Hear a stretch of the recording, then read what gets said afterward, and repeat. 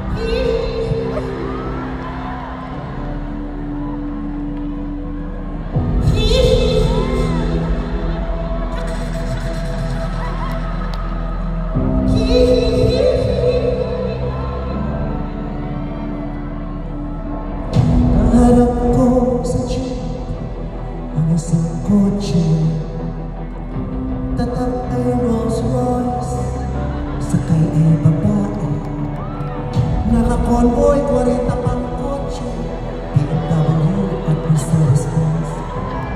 Inisip ko kung sino babae, si Sara Diskaya palang sakay ng kotse.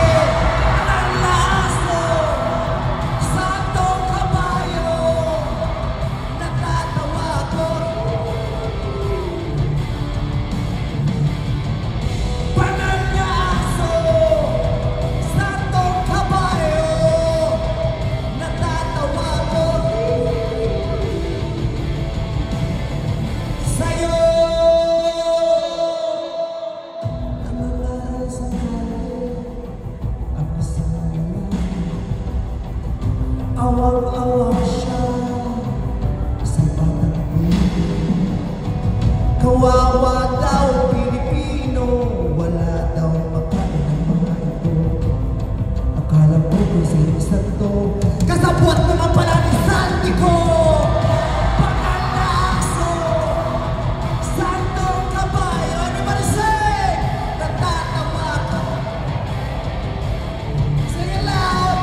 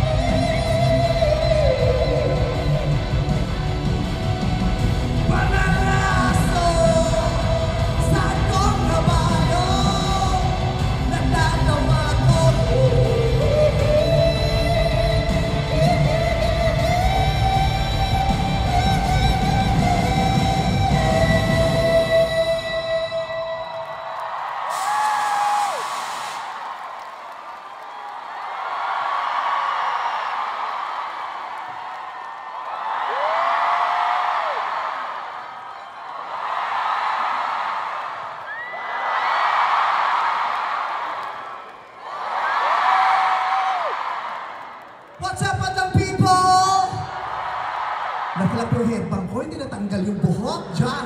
Brad! Pinaktis ko pa sa CR yun eh. Brad! Halika rito! Bakla ka ng taon. Kasi malulugay to, tapos go-gorgeous to eh.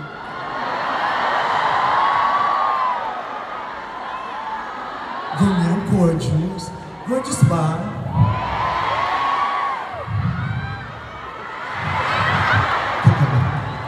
Baka akala nila nasa Canada ang Dragon Ball Z. What's up, Madam people? I'm so happy to be here today! Kamusta kayong lahat? Ang gaganda ninyo?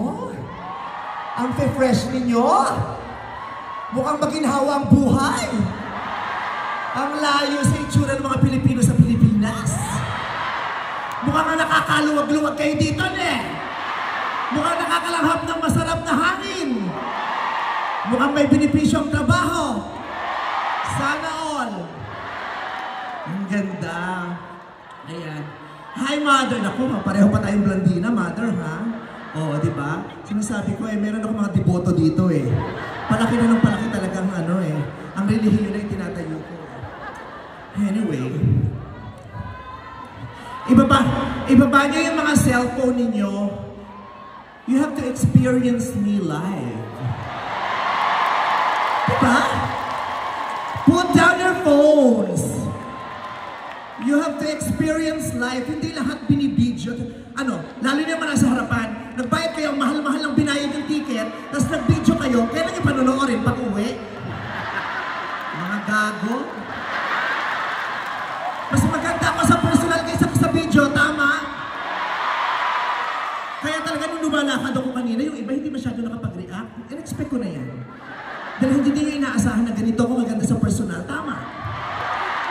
Diba? Kaya pinauna sa akin si Ann Curtis. Kasi kung nauna ako, tapos siya, magsasuffer siya sa comparison. I will feel sorry for her. Kaya naman, yan, gandang-ganda na naman kayo sa akin. Yes,